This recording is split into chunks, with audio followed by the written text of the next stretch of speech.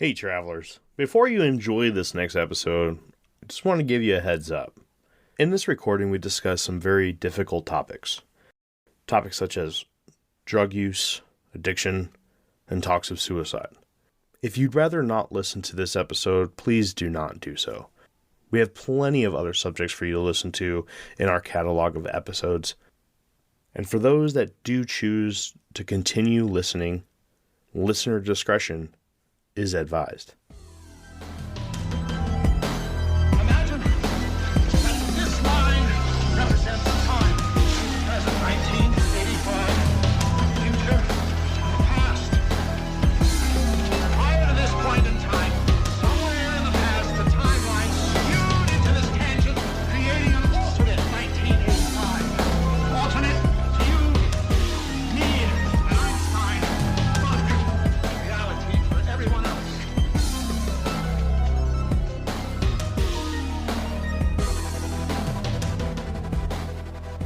Welcome back to the Infinite Rabbit Hole Podcast. I'm your host, Jeremy. And today, we're going to be sitting down with a fan of the show. Something I've been wanting to do for a long time. But before we do that, I just want to give a shout out one more time to our old co-host, Jeff, as Timeslip84 for the new intro music. Check it out. He does some good stuff. And I am very happy and very proud to be introducing my co-host for the night. Somebody who came crawling back to the Infinite Rabbit Hole. He's not back. He's not back. I had him come back for this particular chat.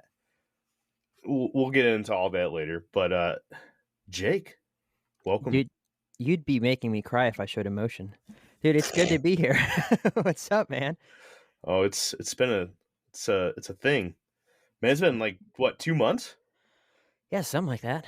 Something like that, right? I took enough time that I was able to finally finish my motorcycle, and then it broke down again. I think it was badass, dude. Thanks, man.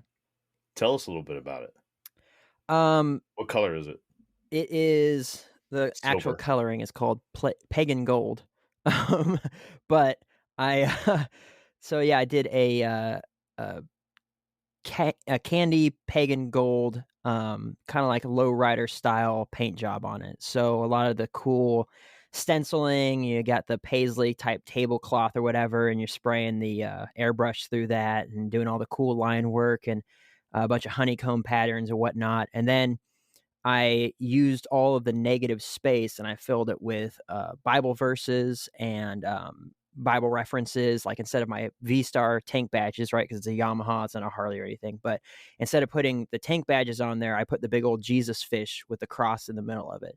So, you know, from a distance, you can see the really cool tricked out paint jobs. But as you get up in there, there's, the back fender has a bunch of scale armor or a bunch of scales on it. It says, put on the full armor of God.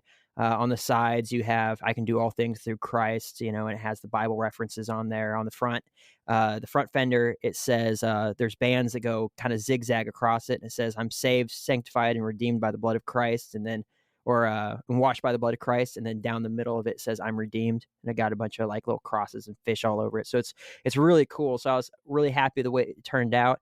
And I was riding it for the last week, and then suddenly I couldn't, get into gear, and it kept slipping out and stuff. And I was like, great. So now I got to drain all the oil, take the clutch cover off, replace the springs and the pads, and then put it all back together. So back to the project. Well, that's what happens when you're an amateur. So yeah, that's it. But yeah, hopefully we'll be getting good news soon of a pregnancy with Whitney. So been busy. Busy while I've been gone. A lot of cool things opening up. Still getting ready to get out of the Navy here in about 6 months. Prepping for my new job that's going to be outside of that, and just been enjoying, not having a time schedule and constraints with the show. But doesn't mean there's an absolute. I'm closing the book for good on that. Certainly, as things open back up, we'll see. But for right now, I'm definitely enjoying the break away from everything. But you're killing it. I'm listening to all the episodes and really dug the Philadelphia experiment. I actually liked the 0.5 more than the experiment itself. Really? Hearing, I was digging all the weird chopped up, letters and stuff. But yeah, I like what you're doing, man. You're killing it. Huh. That's strange. I hated it. It was so hard to read. Yeah, you sound like a mumbling idiot, but I liked Yeah, it. thanks, Yeah. man. Appreciate you. Appreciate you very Got much. you, dude. Cool. Well, Yeah. now that we're all caught up with you, because people care about that, Mhm. let's go ahead and bring in the guest for tonight. Yes, please. All right. I don't really know anything about him, but I know he's a fan of the show. His name's Justin. Justin, what's going on, dude? Shalom. Thanks for having me. I'm a huge fan of this show. It's helped me get through a lot of tough days at work. And I felt like I became friends with all of you, to be honest. It was just like, man, what's going on with the infinite rabbit hole today? Like, I'm not really enjoying it too much at work. So put that on my headphones and just, yeah, I made my day every day, basically. So I quit recently, actually. Put my notice in about half a month ago and had some issues. And my manager basically, after I approached him on some stuff, he wanted to fire me without severance pay. And I told him, you can't do that. Lawsuit. But instead of firing me, he put me in a bit of a tricky situation at work. And I felt like I don't want to work for this guy anymore. I'm leaving anyway. So just quit. And now I'm working on personal projects until I move to British Columbia in about, actually I've changed my moving date since I'm not working anymore. So I'm moving in about a week, I think. Yeah. Right on. That is one thing I did know about you, is that you're from Canada. I'm from Canada, eh? You know, it's funny. We know more people I know more people through this like whole thing, the whole podcasting thing from Canada than anywhere else. Like it's pretty funny. So, Justin, what interests you in the infinite rabbit hole? What kind of topics? What kind of what were you looking for when you came across the show? Well, I don't remember how I found the show, but I heard Jake talk and something resonated with his voice and his approach to stuff in my spirit. And while I was listening to the first episode, and I was like, this guy's probably a Christian. And this would be really weird if he's a Christian on this type of podcast, because I've never ran into a podcast that discusses these things with a Christian perspective at times. And, lo and behold, at the end of the episode, near the end, he said something about how he believed in Christ. And I was like, victory, this is cool. And so I felt like the platform was so like open and everyone can have their own opinions. And like, it wasn't just an echo chamber. And it just felt like real. And it felt like just people having a conversation about cool things. And it just invited me in, and I felt like it was sweet. I don't know. I like it. So yeah. Wow, man, appreciate you. Well, I'm sure that a lot of listeners have noticed it, but it's nice to hear it, that people recognize what we were shooting for, right? That we were shooting for multiple different viewpoints, that we can all come together and kind of talk about these subjects from our own specific ideas and viewpoints. And yeah, Jake has his viewpoints. He doesn't believe in any of it, but he has them. Yeah. I definitely have a little bit more. I definitely have a different approach about some of these topics than Jake does, but I still like that he's coming at these things from a Christian perspective. But I don't know what questions you guys are going to ask, but I'm sure we'll get into something like that later on. So, well, so I got to ask, you don't, did you have a past of being into these kind of subjects? Yeah, my past, don't know how in depth you want me to get, but essentially I used to, before I was a Christian, I was into New Age, briefly going into occult, but nothing too serious. And, I would smoke DMT, I would take magic mushrooms, LSD frequently, experimenting with internet research chemicals that you order from who knows where, and they come in the mail and you just take them trusting they're going to do what they're supposed to do. And through these drug experiences, I was definitely seeking spirit communication.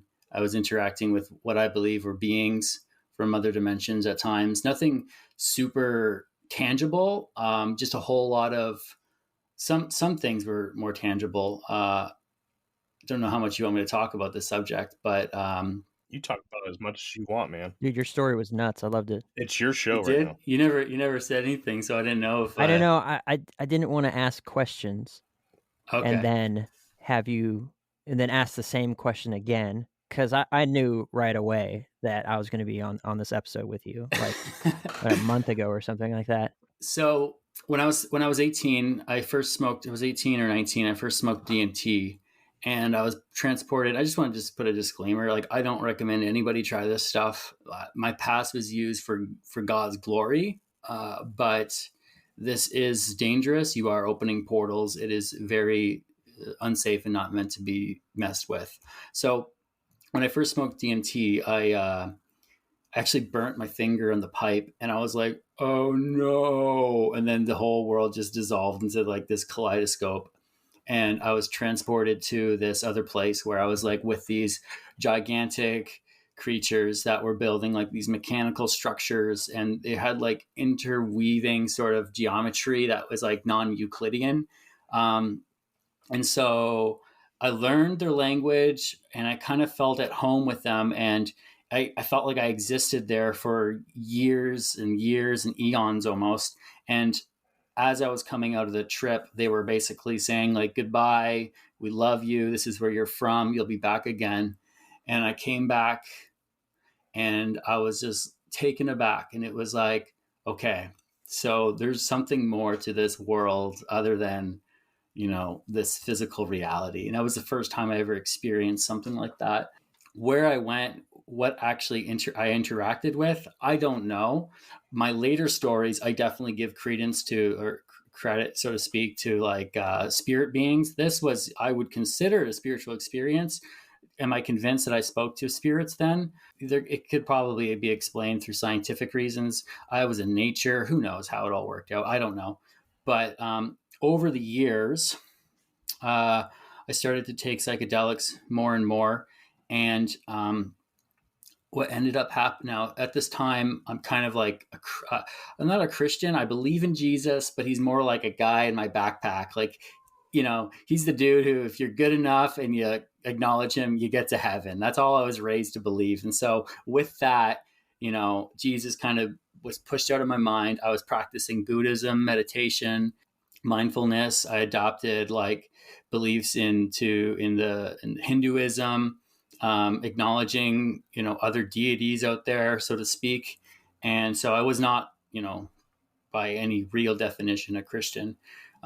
Christ consciousness might be the better way. I kind of adapted that idea that we're supposed to evolve our intellect, ascend, and I was aiming for a good reincarnation cycle, essentially.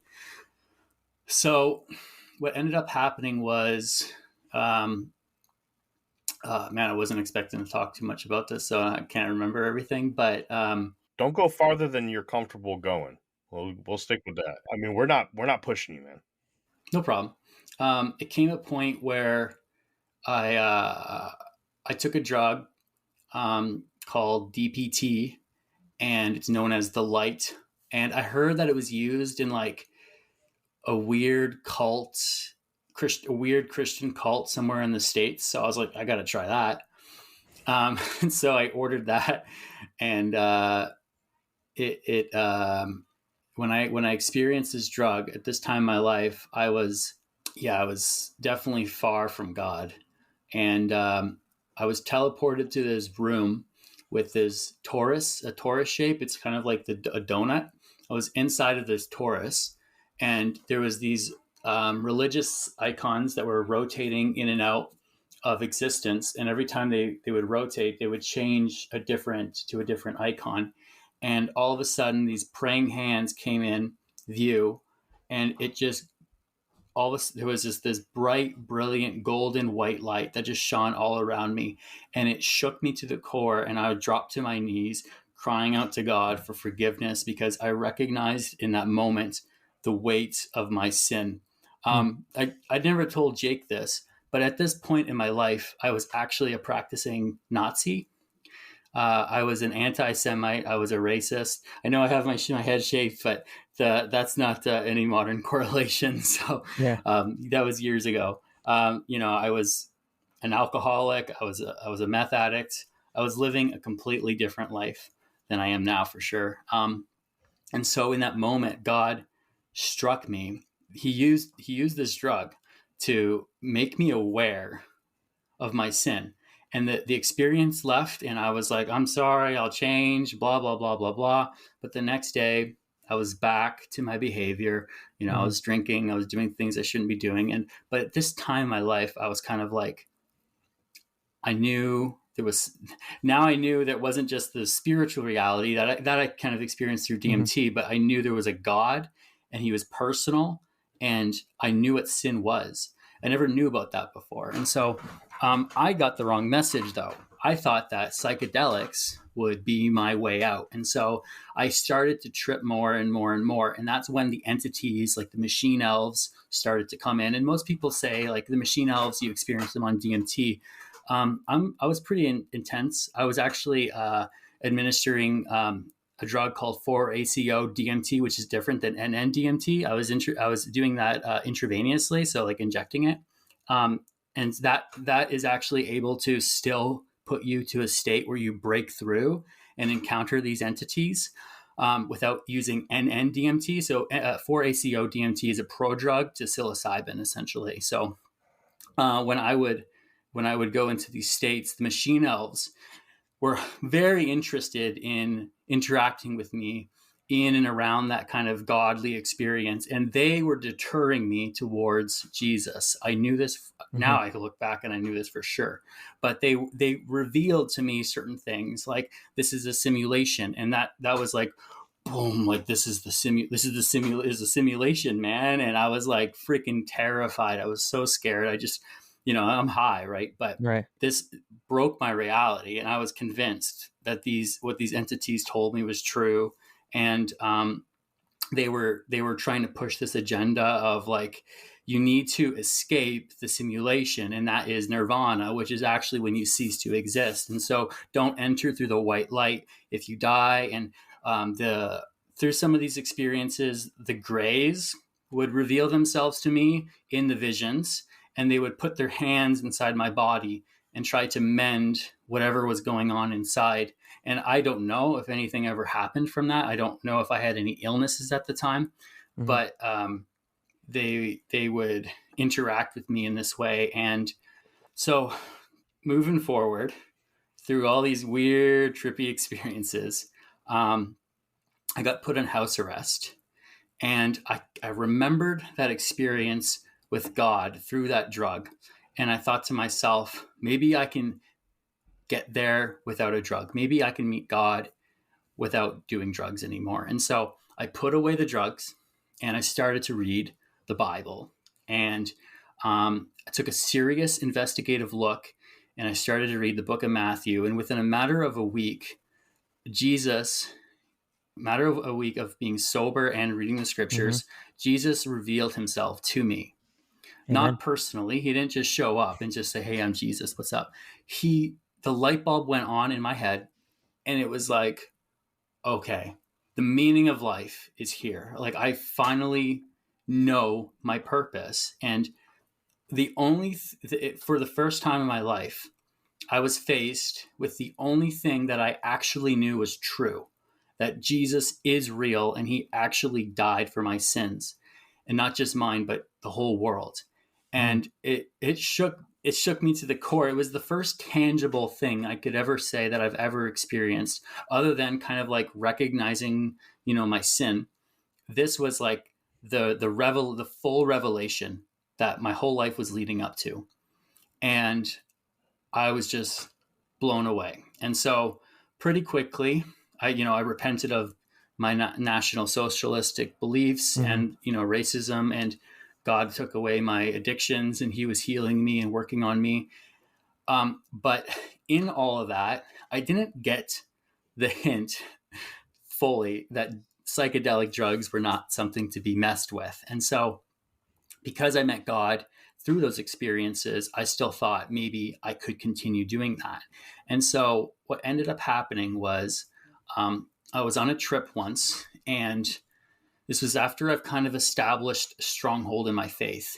And I was sitting there in my room, and all of a sudden this black and white ribbon wrapped all around me and around the whole room. And this being came to me with telepathic communication. And it's told me that, you know, in a very intelligent way, it said to me, basically, it's a wonder of series of facts, but the reality is that God does not exist. And I was like, no, that's not true. God does exist. And he was like, no, he doesn't exist. It's just a weird coincidence that the way the universe looks, it just lines up just like that. And, you know, he was presenting me with these other theories, like, you know, the Anunnaki and like the alien beings planted us here, like panspermia type of ideology. And I was like, no. I know there's a personal God who exists outside of this creation. And with that, he left.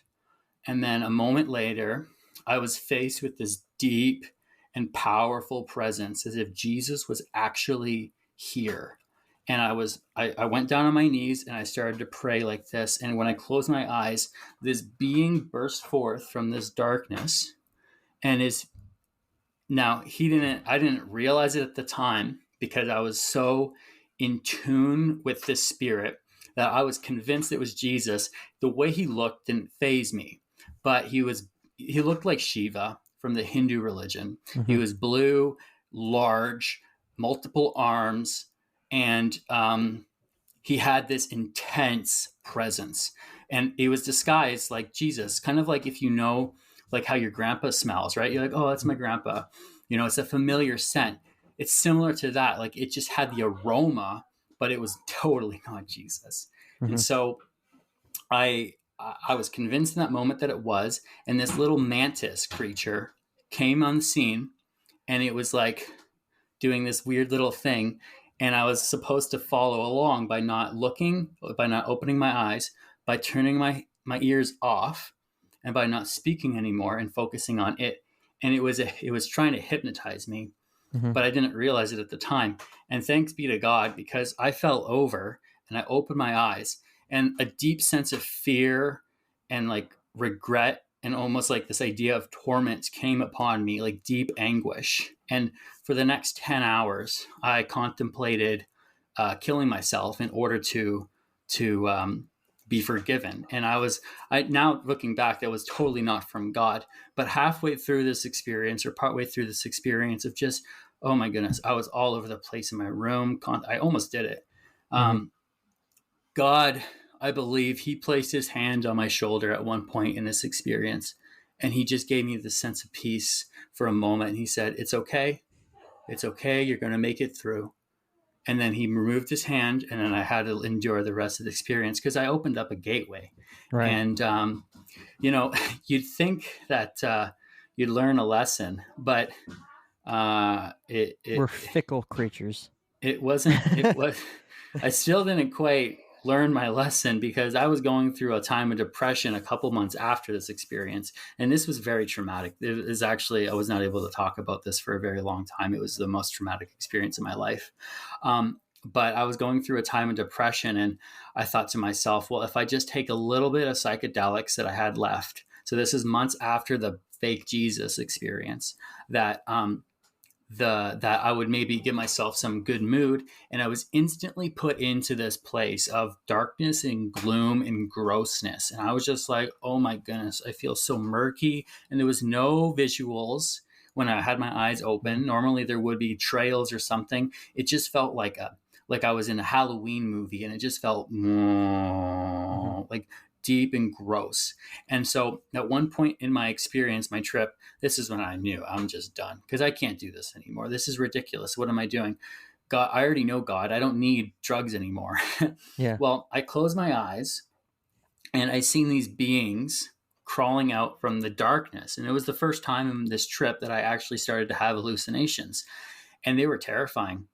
And I was like, they weren't as real as the fake Jesus, but they were very like a wisp, and very like phantomish, you know? And I said, in the name of Jesus, leave now. And as soon as I said that, they opened these doors to these like portals, and they slammed themselves behind, and they were sucked back into like utter darkness. And I was like, whoa, that's crazy, man. I've never seen anything like that before. Like I've never been able to interact with a hallucination like that. And so what ended up happening was the Grim Reaper walked out and he sat down and he stared at me. And I said, in the name of Jesus, leave. But the death is different than a demon, right? And he has the ability to work on behalf of God. I believe there's the angel of death. And he just stared at me, and this deep feeling like, okay, smart enough, sunk in my chest. And so I haven't done psychedelics ever since. Hallelujah. Jeez, man, that is. I don't know if you have any questions, but it's been about 5-6 years maybe. And that those experiences took a long time to heal from. But I never had a bad trip before becoming a Christian. And then after I became a Christian, that's when the devil and the spirits that I was interacting with just freaking turned on me, man. They let loose. That's for sure. And I thank God that they did, because I mean, I'm glad that I'm not using that crap anymore. And you can have supernatural experiences with God when you're sober. You know, God is able to give you visions and experiences and dreams that honestly are much more fulfilling than any psychedelic experience or meditation or astral projection experience that I've ever had. So, Yeah, I got that a lot from thinking during your story, both one you send me over Messenger and here now. It's just like the amazing part of all the different things that people will do to find God, and all these sorts of things. Oh, you got to take this drug, or you got to meditate in this way, or you got to practice this, or blah blah blah blah blah blah. The Bible says that seek me and you'll find me. Like he reveals himself. If you're earnestly looking, he just like, hey, here I am. Yeah. But yeah, I liked it, man. I dug it. I was sitting there listening to it and stuff, and I was like, man, I do need to get that Steve guy on. Steve? Yeah. Was it the New Age guy? Oh, Steve Bankers. Yeah. What a wild story, dude. Yeah, thank you. It's that's crazy. I don't even know where to begin. There's a lot here. So DMT, we'll start with that. Yeah. Dimethyltryptamine. I had to look up that word you said, the non-Euclidean geometry. I was like, got on my phone real quick, and I was like looking that up. I was like, I've never heard that word before in my life. Oh, really? Now, for those who are unfamiliar with DMT, I also am not too familiar with DMT, but one thing I do know is that this is the chemical that is naturally released into your brain upon death. It's theorized. There's actually, I don't think there's any proof yet, but it is androgynously produced in the body somehow. Right. And they believe that the sensation, everyone's seen it, mostly in movies, right? When someone's about to pass away, they have that euphoric kind of mentality to them, like, hey, it's okay, I'm good, this is my time, I'm ready to go, and everything. It's thought that is because of DMT being released into your brain, which helps the process and makes it easier. Now, I have also heard that people who take DMT as a hallucinogen have some absolutely wild trips. And I mean, Justin, that's some pretty wild stuff there, man. I don't know the beginning of all the beings. I know that there are tons of entities that people will come across, and a lot of people will actually share experiences, even through distance. So like somebody's in one house or somebody's in another house states away, and they know each other. They can meet up in the DMT realm, or whatever they refer to it as. They can actually meet up with each other and go see beings that they can then describe to each other post awakening. Like if they call each other and say, hey, you remember that? Give me the name of one of those. Would they basically astral project and see the machine elves or whatever? Machine elves, there you go. But yeah, it's sort of like that. There's some wild stuff. I've looked into it a little bit because it was a topic that we were going to cover at one point.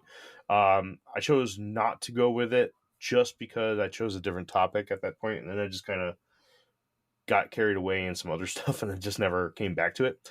It will be a topic that I eventually go over, but this is an absolute amazing story, dude. Very cool. All right, I'll ask the question. I'm glad I survived it all. You ask. Go ahead, Jess. Jake. Go, What is my name? Jeff. Jake. Jeff. What are the machine elves? I've heard a lot of people talk about the machine elves. Can you describe the way they look? You know what they are when you meet them. Because I'm not going They to ever do any of this stuff. Like, I'm dead clean sober. I've been sober for 5.5 years now. I'm never going to do this. I never did it, like psychedelics and stuff, because I was always too scared, which is probably a good thing. A healthy fear. So machine elves seem to, people describe what they think are machine elves differently. It depends too, because like it depends on what you classify as a machine elf. Some people will say the jester is a machine elf. I think he's just a basic entity. The machine elves really seem like they have a presence to them that's like, okay, I know what this is. This is something unique. And you know what? I wish I could send a photo. I can send a photo in this chat here, eh? I'm not sure kind of, about that, but you can absolutely send it to our messengers for sure. I mean, if you look up photos of machine elves, you kind of see what they look like. But I think a lot of these are inaccurate depictions. That's similar to it. Basically, they are this intelligent being that is embedded in the technology that makes up the fabric of space and time. And they can slip and slide between spatial dimensions, and they can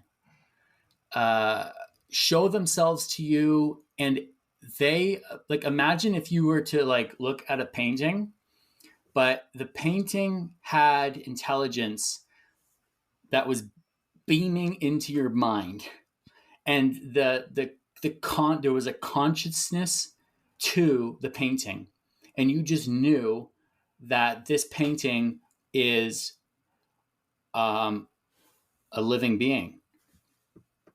It's so hard to explain. I mean, Terence McKenna talked about it, about how they like to give you things, and they are very mischievous, and they like to hide, and they play hide and seek, and they dance around you. And he often described them as jumping in and out of your body, which, I mean, that to me speaks of demonic possession. But, right. What are they? I believe demons. In some way they are the spirits of the dead Nephilim. That's what demons are.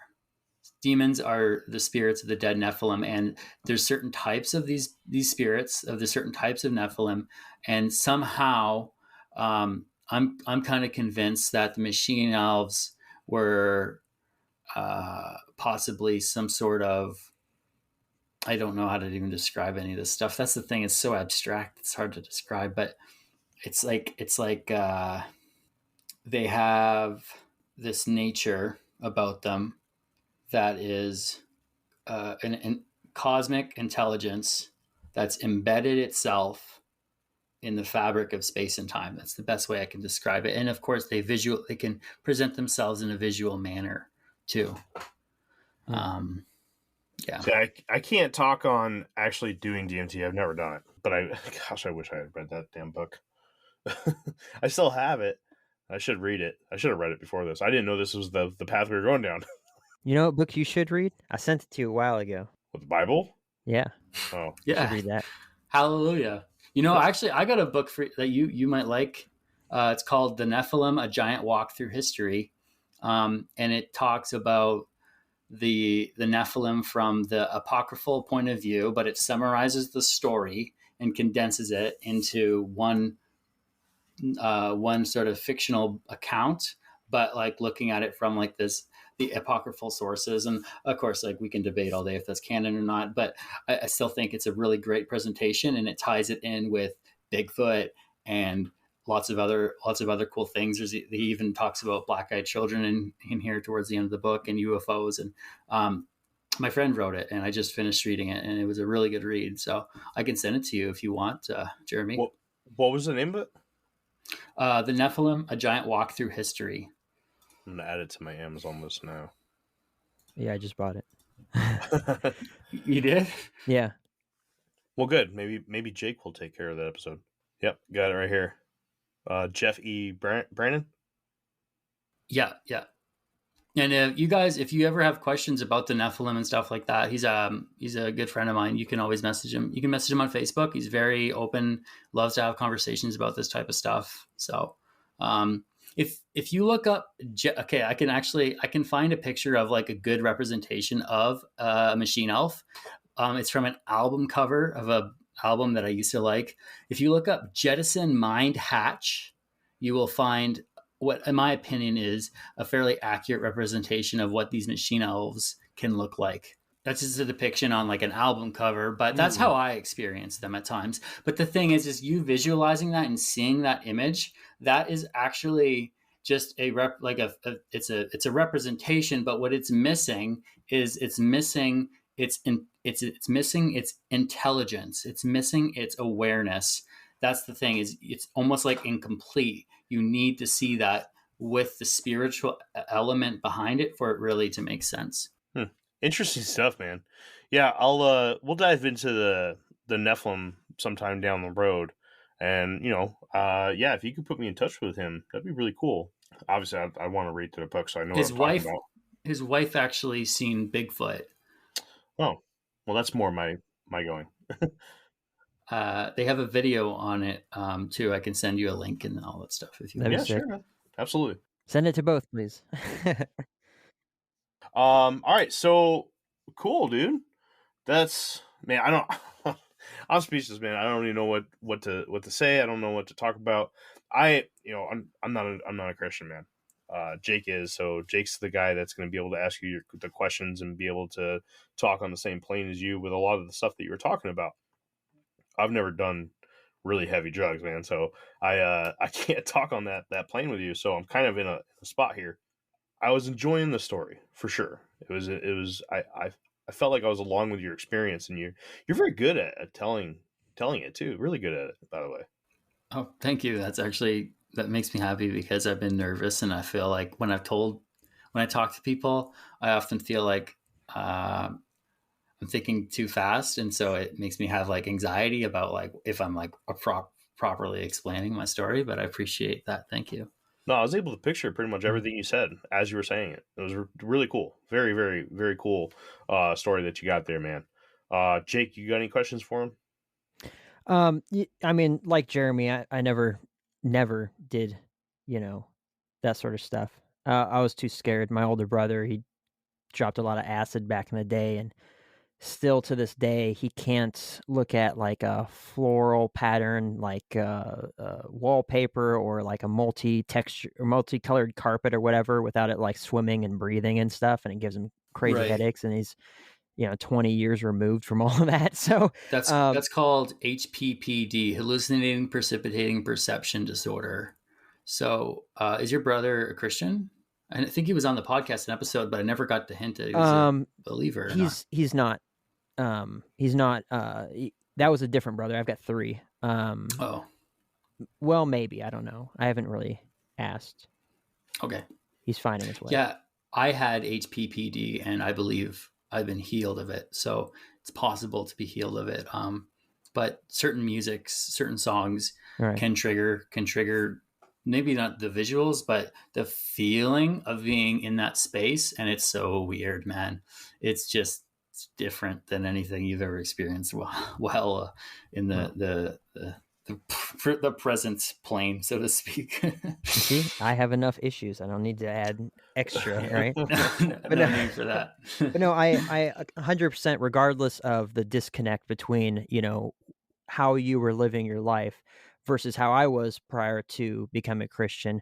Same thing, raised in a Christian household, fell away immediately as soon as I got, I would say that I was never a believer. I went to church because mom and dad went to church, right? And so that was basically the whole thing.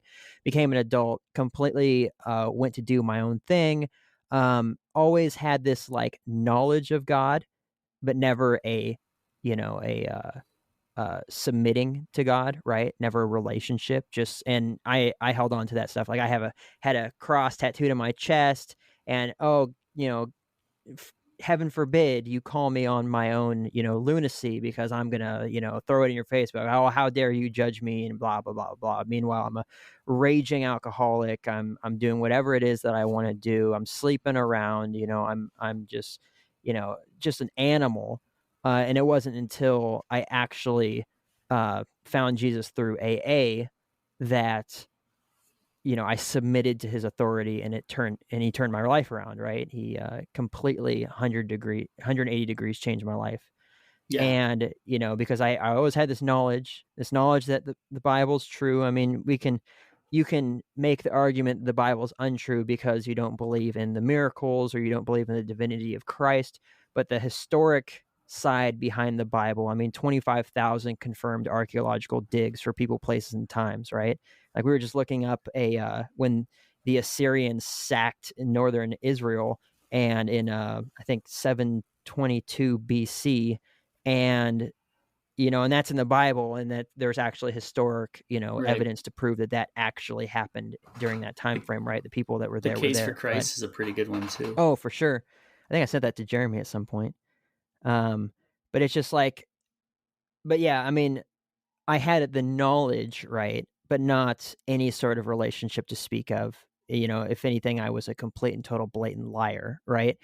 And then through submission, all that change happened, right? It was just like, okay, I submit to that authority. I submit to your will over my life. And then I saw just these radical, mind-blowing changes. And then that's what Whitney, my wife, saw. And then that turned her towards Jesus, because she saw the difference in attitude and, the way I was living, and, how I treated her and how I treated others and stuff. And that's what she latched on to too. So yeah, I mean, I totally could relate to what you were saying. And, I loved your story. I loved, hearing it, and I was really hoping that I could get you to kind of throw it out there on the show.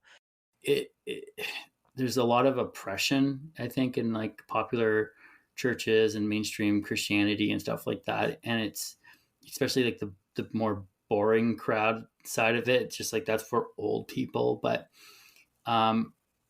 it's not. It's cool. There's intelligent, smart people out there that are Christians, and you're allowed to have fun with it. I mean, I believe in,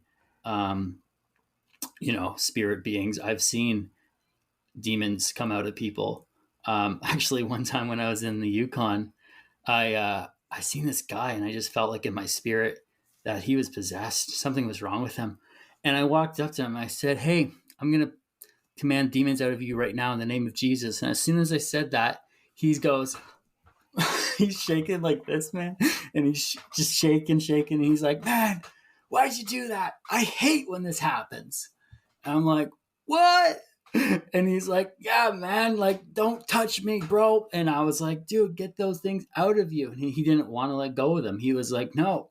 And he ran away shaking, like these demons are like halfway through him, unable to fully come out. And it was like, so my point is, you can have fun with this stuff. Like, there is there's purpose, and there's it's like your giftings and the way that you perceive the world, it becomes clearer. Like, the lens is actually just open up that sort of scope of like what's really going on, and the powers that be that are actually running the show, and everything behind all of that. It just makes a whole lot more sense now. So, and now even though you dragged yourself through a lot of heartache, I imagine you come out the other side with a really cool testimony that you can share with people that are still in that area where you were, Yeah. I'm glad that I was able to talk about it in the show, because I didn't know what we were going to talk about. I kind of thought maybe something like this, but I've been trying to reach out more to talk a little bit more about my testimony. And I practice my faith from a Hebraic perspective too. So I keep the Sabbath, and I eat kosher and all that stuff. So it's funny because man, that's a 180. Yeah. I wear tassels actually too, and like, oh, nice. I got my prayer like messianic essentially. Yeah, I'm not, of course, I'm not Jewish, but I keep the faith from a messianic perspective. And it's interesting because the one episode I was listening to, about the guy who had that really cool story about like seeing the guy with the deer head. Randall was his name. Yeah. Yeah. Okay, so that guy at the end of the episode, he was like, "I'm messianic," and I was like, "What are the chances of that? That is so cool." Right. He actually just reached out to me the other day. He's actually living out by Shasta Mountain. I don't know where Shasta? that is. But... Shasta. Shasta. Shasta. Mountain. Whatever. Shasta Mountain has this incredible history with portals to multiple dimensions, animals from different timelines, Bigfoot. I'd go for the Bigfoot, but that's it. Yeah, I mean, it's nuts. Eventually I would like to cover that particular location in an episode. It'd be pretty cool. You turned me on to Bigfoot. Like, I believed in Bigfoot, but Jeremy, man, I was like not convinced. And then when I heard I listened to all your Bigfoot episodes, and I was like, no, this is real. This is very real. And then I looked up the Sierra Sounds, and as I was laying in bed, and I was like, okay, no, this is definitely real. And yeah, totally. So thanks for getting me onto Bigfoot. I didn't know Bigfoot was cool, man, but the lore of Bigfoot is amazing. And when you told me, actually what really made me more like, okay, this is probably true, is when you talked about Bigfoot mind speech, because I've experienced telepathy before, and I know it's real. It feels like your brain is being touched, and there's like the knowledge going into your mind. It's very like palatable. And so when you talked in an episode about, you're like, oh, that's the Bigfoot mind speech, I was like, wait a minute, that to me just proved it, because I know telepathy is real, and I resonated with the fact that, like, who would make up a story about how Bigfoot like telepathically spoke to you? Like, that just seems so far-fetched. I mean, I don't know what your thoughts are about that, but to me, I was just like, yeah, that definitely resonated with me. And so that's what got me on Bigfoot. Right on. Well, let's touch on that for a second. That's actually the quantum Bigfoot is how it's commonly referred to. And I'm pretty sure the episode that you're talking about, it was our interview with Carter Bushard on his Evidence of Enigma books 1 and 2. I'm actually going to be talking with him very soon. Very, very soon. He's going to be back. I've got him scheduled. I didn't want to put that out there yet, but there it is. Surprise. Carter Bushard will be back very soon, everybody. I personally am a flesh and blood Bigfoot person. I'm not necessarily a quantum, but I'm open to it. You know, if I had an experience where you know, I'm looking at a Sasquatch in the eyes and all of a sudden it's speaking to me in my brain, well, I can usually jump to the other side, right?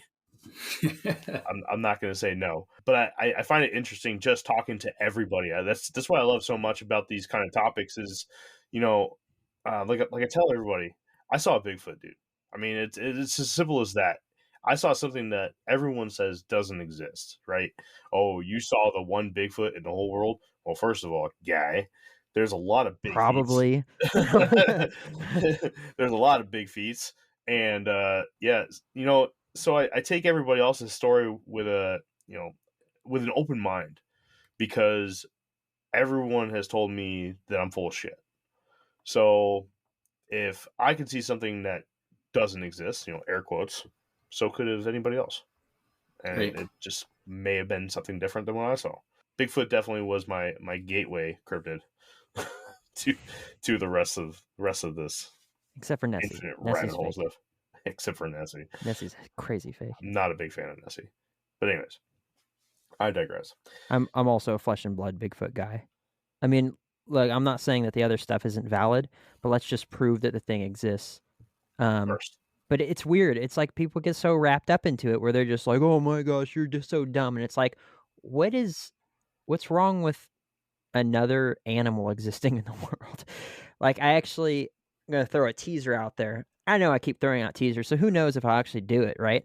But He won't, everybody. Just don't ignore this. But I wanted to go through a series, which is the main thing that I like about this show, which is talking about real cryptozoology throughout the world, all the animals that had lore and mythology surrounding them until some researcher found, a quote unquote extinct fish in a food market, or a new type of gorilla, up in the Chinese mountains, right? When everyone's calling it like the big hairy men that live up there, like all these sorts of things where real cryptozoology came through. Like even Joe Rogan, one of his newest podcasts, he had Forrest Galante on there, who's a some guy. forest researcher guy. Anyway, but he was talking about what is it? The Tasmanian Tiger. Devil? right? Oh, tiger. And he was talking about that thing existing and how it's, in relation to cryptozoology, but how that there's so much speculation, so many pictures that still exist even after being claimed to be extinct, that is considered a real cryptid, right?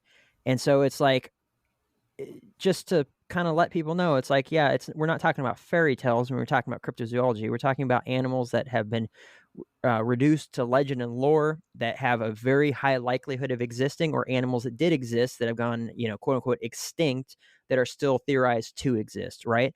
And why can't another type of gorilla be in that category? Right. Why is that so freaky to people? Every single continent on Earth, with the exception of Antarctica, has primates.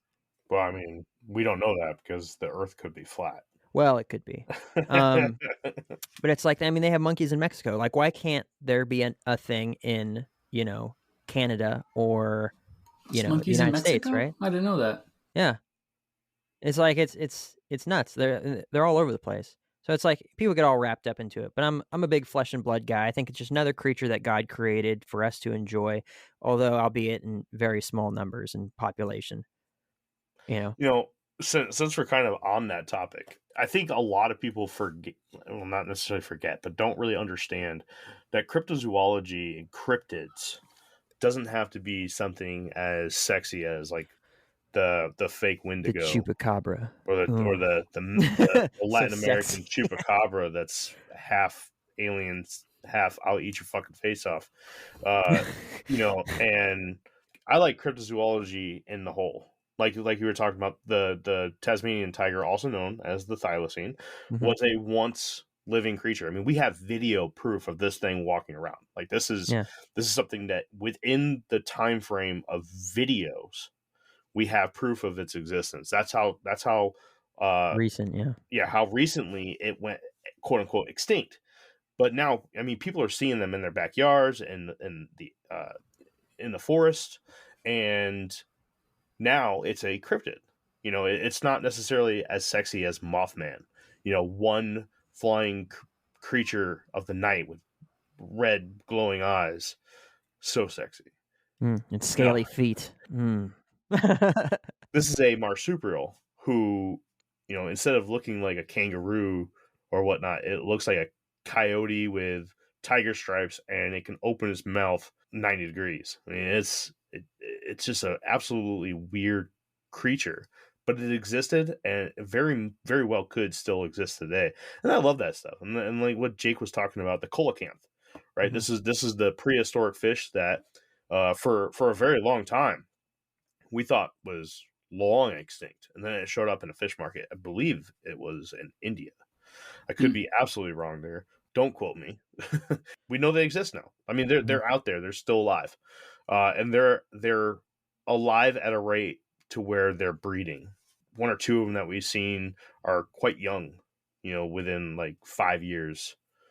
So it's continuing. It's just, you get on like these Facebook groups, and everyone's got these pictures of like this, strange creature, and they want to make cryptozoology out to be this horror film, and it's just not, right. It can be, who knows. I like old monster movies. I love them. Oh, I love them too. There could be some of those out there, right? But what really, really fascinates me is the stuff that we can actually, it's within our grasp, right? We can actually prove that this thing exists, right? Speaking of the Yukon, as you were talking about earlier, I mean, there are reports that mammoths are still alive up there, in very, very small groups. Yes. So now they're going to bring them back, so they absolutely will be alive. But I mean, think about how vast the northern territories are. I mean, come on, man. You know better than I do these places are as rural gets, and there's just thousands upon thousands of miles of square miles of land that's just not touched. Could there be something out there? Absolutely, 100%. Could it be a mammoth? Yeah, I think that there's a decent chance. Put it low, but I think that there's a good chance. It's something we can grasp, something that's within reach, right? I personally think that something like that is much more believable than, say, the Van Meter visitor, which was a flying pterodactyl with a headlight on its forehead. Just to throw that out there. Yeah, had to put that in there. Would the dodo bird be considered a cryptid? Well, I mean, is that? Yeah. It depends. I mean, have people come out and said that they've seen a dodo bird?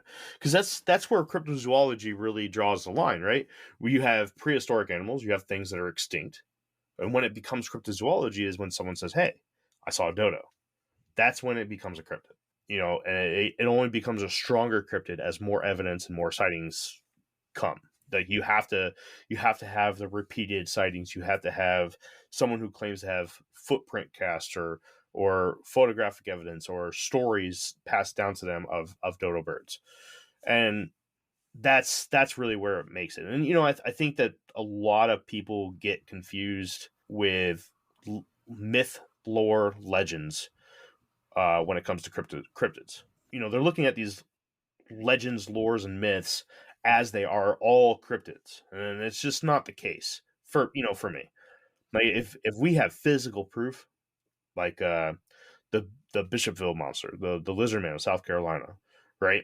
We have proof that something attacked a car, right? We have teeth marks and just incredible markings on this woman who claimed that her car was just absolutely devastated or destroyed by this upright walking lizard man. And guess what? That's what the car looks like. The car looks like it got fucked up by something with some teeth. I mean, think about something be able to puncture through the metal of a car, like a car's hood. I mean, if you ever get a chance to look into that, I'll be covering it at some point down here in the Infinite Rabbit Hole. But that's the kind of stuff that's feasible for me. Where although the Van Meter visitor is a absolutely beautiful story, it's great. It's entertaining. It's awesome. But is there any physical proof of it? Is there any real historical documents saying that this was a thing? Now, in the episode, I came across some things where, yeah, there are some articles that claim to have it, but you also got to understand that the time frame, there wasn't any kind of real source of communication, so you got to take that all with a grain of salt. So, yeah, I don't know how we get on that. It's a rabbit hole. Woo! Woo! So, Justin, you got anything for us, man? I'm just glad you guys are Jeremy, you're continuing with the show, and Jake, I'm really glad that you were on tonight. That's for sure. Yeah, for sure, man. So I'm still working on that Ogopogo video for you. I'll find something, man. But I remember when we did the episode with Phantom Phil, it was sparse. Oh, no problem. You don't have to bother with it if you don't think don't stress. I'm actually moving to BC, and I'm going to be in the Okanagan Valley, if not right at the tail end of it. So I'll be like, I think like an hour or so from the what is the town there? I can never remember it, but yeah, that lake. I'll be really close to there, so I might go up time to time and check it out. And I mean, there's a lot of people live in that area, so if it hasn't been caught on video in a while, I mean, maybe it's. I actually heard somebody talk to me today that they were hang gliding over that area and they seen it underneath the water. There are some recent-ish videos. I mean, they're not super recent, like in 2020s, but definitely in the 20 teens for sure. There's a few of them. I think 2008 was a big one. You know about that giant statue that's underneath the lake there? No, I don't. No, so somebody made a Ogopogo monster statue, and they put it in the lake I can't remember the name of the lake, but it's terrifying. If you were diving in the waters and you just stumbled upon this thing, Is it that big green one? I think it's green. Yeah, it kind of looks like it has a horse head, and it's weird. It would Oh be yeah, I've seen it. Yeah, Yeah, I've seen the statue. It's pretty funny. freaky looking for sure. I was gonna ask Jeremy, have you ever seen a UFO? I don't know if you've ever. So I don't think I've ever talked about this, have I?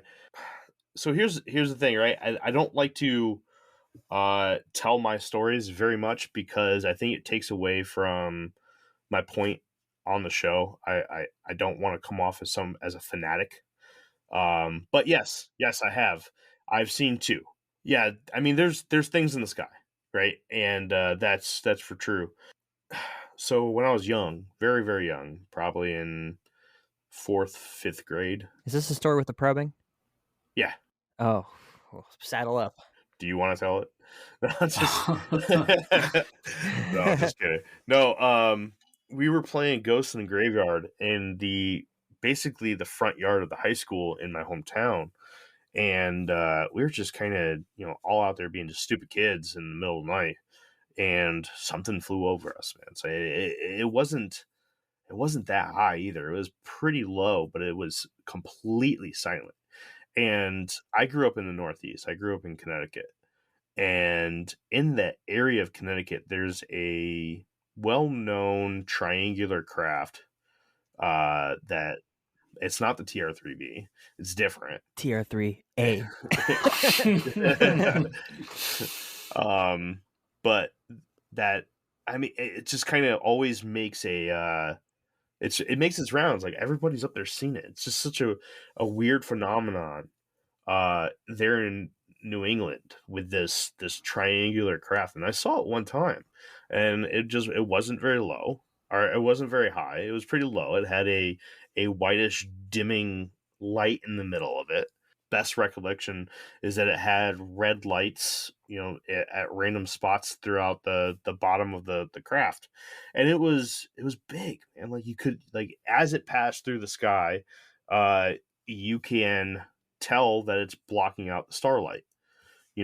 As it's going through, it's blocking out the starlight, but the color of it was fairly close to the night sky. And if you ever look up at the night sky when it's clear, it's not pitch black. It's like that off hazy bluish black, or grayish bluish black. And it was kind of mimicking that is what it kind of looked like. And that's the only time I seen it. And me and my friends booked it on our bicycles, and we went home and we fucked off for the rest of the day. And woke up, and I mean, I've talked about it a few times with my friends, especially when we were kids. You ain't never told me about it. Have I not? No. No? Starting to think we're not besties. Well, we are. Anyways. And then there was one time when I was living in Florida, and man, I was coming home from work one day, and there's a bridge. Now down in St. Petersburg, Florida, there's a lot of bridges as you go onto the beach that open up. They're called drawbridges, and you have to wait for a ship to go through or whatnot before the bridge closes back down. And I'm driving up to one of these drawbridges, and there's like 3 or 4 cars parked to the side. And I'm like, crap, I'm looking for the red light that's going to come up to tell me that, we got to stop and the thing's going to go up, but it's not there. The car ahead of me just goes right past these guys and, whatnot. And, all 3 or 4 of these cars on the side of the road all have their hazards on. So I'm looking up, and I'm like, holy crap, there's something in the sky. And it's so weird. It wasn't that far off the ground either. I would say, Jake, it probably flies around the same height as what an H-60 would have flown. Man, those can fly like 10,000 feet.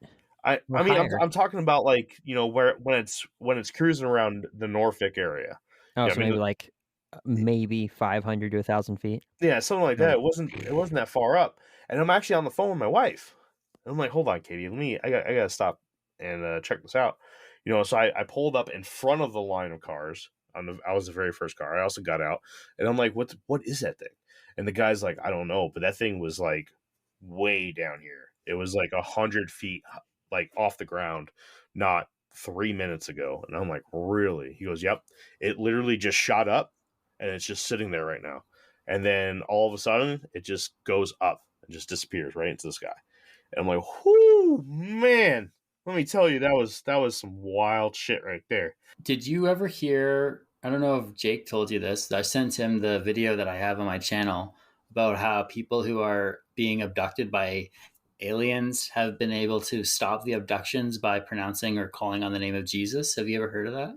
No. Do you want me to send you? I'll send you a video if you want to watch. If you want to watch and talks a bit about that. Man, if it has aliens or UFOs in it, send it my way. Okay, because I've seen in a vision, I've seen an angel carrying me through what I think is the third heaven. And the space that I was in was very, back to that word, non-Euclidean, very interesting. And I was not high. I was laying in bed once and I felt this electricity come upon my body. And all of a sudden I was just transported to this other place. This is far after I was done using psychedelic drugs. And I seen this tall, light brown hair, maybe blonde hair guy walking me down the corridor. And I was like, that's an angel. And but I wasn't me as a fleshly human being. I was this sort of spirit being. It's hard to explain. Anyways, so when I hear UFO abduction experiences, the Travis Walton one, for example, where he sees the grays and then he gets moved through the rooms by this tall guy wearing a blue shirt with like kind of longish light brown hair, and he looks like a human being. When I actually so I had my experience with this angel, I believe, very, very, very confidently. And then later on, a couple months or a year later, I heard about the Travis Walton story. And when he told me about the alien being that's often described as the Nordic aliens, I was like, that's, this is where I believe. Jake doesn't seem to, I don't know if he holds the same opinion, but it's a fallen angel. And the book talks a bit about that if you do purchase it, but I can send you a copy if you just want this one. Either way. And I was like, wow, that just sunk right into my spirit. And I was like, I got to look into this. And so I started Googling, and lo and behold, CE4, I think it's called CE4 research. And they document, the main dude works for MUFON. And he's kind of on the fringe of MUFON, and he's documented multiple encounters of people who've been able to stop alien abductions by calling on the name of Jesus. And as soon as I heard that, They're demonic. the light bulb went off in my head, and I was like, okay, now I get it. This makes sense. So I'd urge you to look into that. You like aliens and UFOs and all that cool stuff. So I'll send you the video that I have on my channel. Yeah, definitely. Jeremy, did I ever send you the video that I recorded of the first UFO?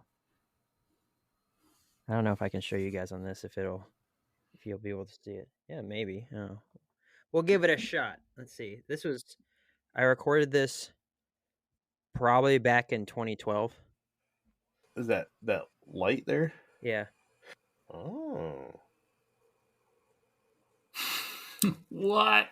You recorded that, Jake? Yeah. This was from the smoke pit over at the Oceana Barracks. No shit. Man. And then the second one I saw was over here. That was like the mountaintop, not Magoo, because there's Mount Chumash right behind us, right? But like going towards that direction, but then the mountains continue over to the left, and there's actually a house that's kind of sitting there on a peak. I have a picture of it. I could probably look it up on the Google or the address or whatever, where exactly. But anyway, it was a silver orb, and it was right there. I mean, it was hovering like you would expect a maybe a slow moving blimp, maybe that was facing us, because you remember over at Norfolk, the Goodyear blimp would fly over us all the freaking time, right? Apparently they could just go through the military airspace for some reason. But anyway, so it was basically as if the blimp was facing us, right? So it was a shiny orb, but hovering in the same way a helicopter would, and then it would just bam, it was gone. But That's I what I never took anything from it because I'm like, I live at a military base that has a railgun on it. You know what I mean? Like, I didn't really go over what the one in Florida looked like for me, but it was a shiny orb. That's what I I yeah. don't think I said that. Uh-oh. Orb's getting in the picture But the now. problem is with the whole orb thing is that a light the sun being reflected from a shiny surface from any distance greater than, like, maybe 100 feet would look like just a shiny light or just like an orb or whatever, right? Right. You wouldn't be able to see the the intensity of the light coming off that object, you wouldn't be able to see definite features of that object, right? So if it Yeah. had angles or edges or whatever it was, it would just look like a light, um, or the sun being reflected off of an object. Yeah. So that's where I'm just like, yeah, I don't know. Being around a military base, I 100% think that it's military vehicles. We're so deep in UAV technology now. It's like, I wish I had taken a video of it. I actually want to take back. I don't know what it was. So obviously it was a UFO. It was something in the sky that I couldn't right. identify. I don't identify any of that stuff as aliens. It's just something I didn't know what it was. Have you seen those videos of the two moons? Yeah. The Dubai ones. We talked about that in one of our news episodes. Oh, okay. I haven't gone to that one yet, but that's cool. I don't think you're gonna be able to get that anymore. To be honest with you, man, I think I took that off. Yeah, it says Rabbit Hole News or our Rabbit. There's something that has news in it. It's in my save to listen to later type of. To be fair, we've done like 6 or 7 of them. Oh, okay. Yeah. Depending, I mean, I think I always leave the newest one on there, and when we do another one, I just archive the other. He's been purging episodes that are older than a year, which is most of them. Most of them, yeah. All right, Justin, we're gonna go ahead and start closing out, man. Okay. We're at almost an hour and a half. I'm gonna try to cut this down to about an hour. Jake, do you have anything before we go, man? Hey, dude, thanks for reaching out. We appreciate you listening, and we do appreciate that you enjoy the original setup of what we were doing with the show. Got a lot of people that liked it, right? That there was no echo chamber. There was a lot of through our own lens and perspective of for me, my relationship with Christ. For others, it was their for Jeremy, his relationship with science and how the world works and all that sort of stuff. And it's just like we enjoyed it thoroughly. And there's some people that didn't find that very cool. They thought that having there was a couple people that definitely thought that having my voice on there was stupid, right? And got some hate from that. But it was just enjoyed being on there. Enjoy hearing that it brings you what is it, that peace throughout the day where you can pop it on because let's be real, life sucks sometimes, regardless of what your job is, or regardless of your hobbies, motorcycles breaking down all the time. But being able to just pop it on and kind of escape for a little bit, was the goal for this, because we came up during the whole COVID time frame, right? We wanted something where someone could listen to us for an hour and just kind of escape from the crazy nightmare that kind of surrounded us at the time. So even still to today, that was the goal. So appreciate that you're getting that from there. It makes us happy to hear that, and keep listening, dude. This is something I've wanted to do for a very long time. I want more people to reach out and want to have conversations with us. So, I get a lot of people who will message me and be like, "Hey, I'm thinking about coming on to the show, but I've never podcasted before, and I'm nervous." And there's not a lot to it. All you're doing is you're sitting down and you're having a conversation with us. Super, super simple. There's no script. There's no nothing. I appreciate you being the first. I hope this starts something, those that are listening. I hope that you're hearing this and like, hey, you know what? That was pretty cool. I would like to have a conversation with these guys too. But no, Justin, that story, your story is phenomenal. Phenomenal. I Awesome. concur. Thank you so much for coming on, dude. It means a lot that you still listen to the show. And thanks for having me. no, thank you. I only discovered you guys like, was it like it was like a week before I messaged Jake. So we got a lot of catching up to do. Yeah, very long, but I've listened to I think 90% of your episodes actually. Oh, geez. And you started from one. Poor guy. Well, think of how much he has to go off of. I've jumped around, but yeah. Can I plug myself a little bit here? Yeah, I got a YouTube channel. Absolutely. So Justin Hunter -TCM.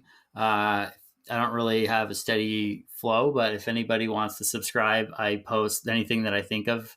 I'm kind of making a video game, and sometimes I post updates on there, but I've changed direction with that. And so sometimes I interview people who have cool stories. Recently, this girl who was into the New Age, and somebody who she was as a medium she was connected to told her to basically turn to Christ, and it was a fantastic story. So I interviewed for her, and just talk about whatever I'm thinking about at the time. So Justin Hunter TCM, you feel free to hit me up on there too. Cool, man. Sure. I just subscribed. Hey, if you get onto our Facebook group too, we have self-promotion Saturdays. Oh, okay. I didn't know. Yep. Cool. Yeah. Every Saturday. Actually, I just deactivated my Facebook, so I only have Messenger because I'm writing a book and it's taking too much of my time. So I hear it. Fair enough. Well, once your book gets out, feel free. You can just jump on with us. All right. I'm going to go ahead and close this out, guys. Last call. Anything else that wants to be said? Nope. God bless you all. May the Lord keep you and bless you, make his face shine upon you and give you his peace. Amen. All right. Well, that has been another episode of the Infinite Rabbit Hole podcast. Thank you, everybody. And we'll see you in the next path of the Infinite Rabbit Hole. Bye. Bye. You have to say it, Justin. Bye. There it is. There you go. I would like to thank you once again for tuning into the Infinite Rabbit Hole podcast. Please make sure to give us a follow and one of those beautiful 5-star ratings on your podcast player of choice. If you would like to join the conversation and stay up to date on all things Infinite Rabbit Hole, head on over to Facebook and search for the Infinite Rabbit Hole Facebook group. You'll know it's us when you see the logo. If you would like to help contribute to the cause, there are a few ways to do so. First, head on over to anchor.fm/Infinite Rabbit Hole and click on the subscribe button, where for $5 a month you'll get access to all our old episodes that will never see the free spotlight ever again. It's horrible stuff, but if you're into that kind of thing, then go check it out. Second, head on over to InfiniteRabbitHole.com and click on the IRH merch shop tab and grab yourself a sweet t-shirt, sticker, or whatever else you see that you wouldn't mind owning. Until next time, travelers, I'm Jeremy, and I'll see you at the next fork in the path of the Infinite Rabbit Hole. Bye.